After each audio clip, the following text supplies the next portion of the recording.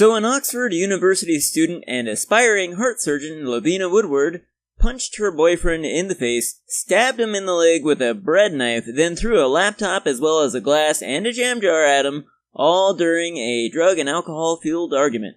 So, she's going to jail, right? You'd think so, but as it turns out, Judge Ian Pringle decided that because she has a bright future, jail would probably be too severe of a punishment because it would probably prevent her from pursuing her medical career. He said this is just a one-off thing, you know?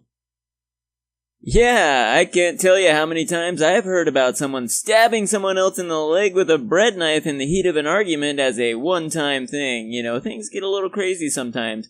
Kinda like how sometimes when you kidnap and torture somebody for hours on end and scalp them and all that, make them drink toilet water and everything, that's just kids screwing around, you know. Happens to the best of us. So, Judge Ian Pringle has postponed sentencing for 4 months and has hinted that he probably won't give Lavinia any jail time at all. So, this one and only incident is obviously all the proof we need to assert that we live in a matriarchal society that doesn't value the lives of men, right?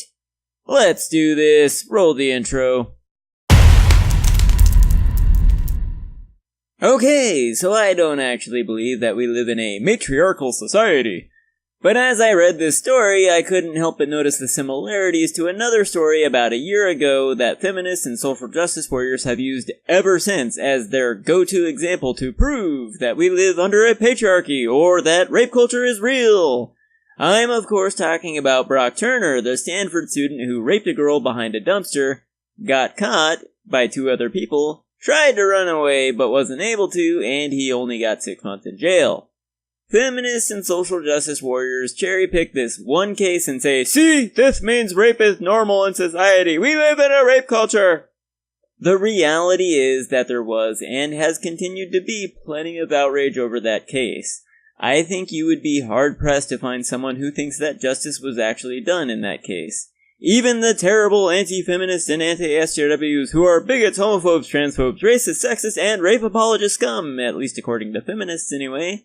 Even those people are not okay with Brock Turner only getting 6 months in jail.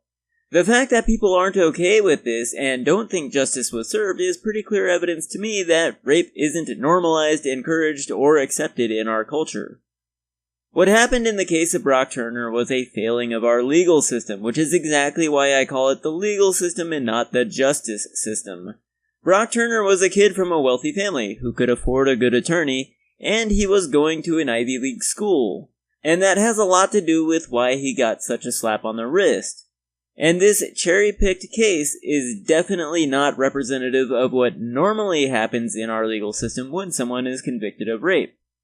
Now, some people would say, this is white privilege. If Brock Turner was a black guy, he would have gone to jail for years. These same people will ask, when was the last time a black guy got off the hook for rape?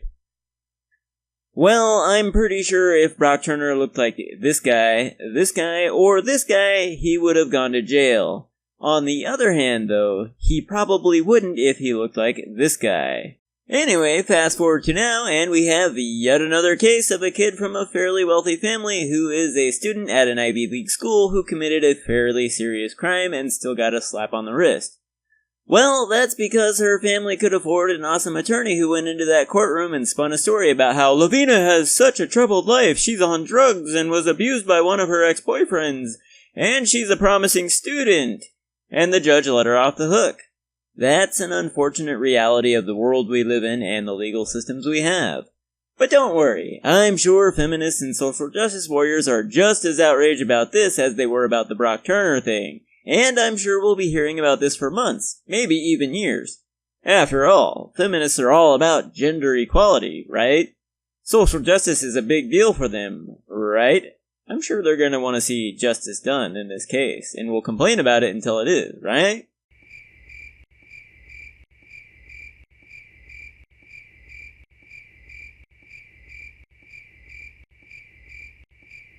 I wouldn't hold my breath if I were you guys.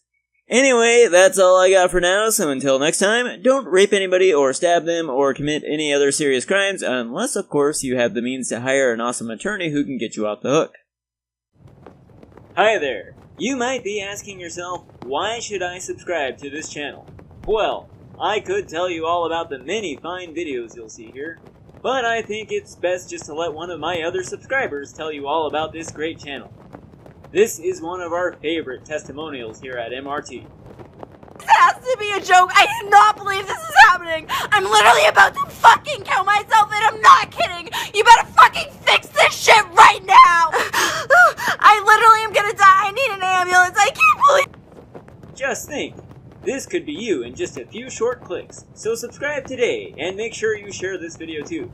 After all, nobody likes an insanity hog.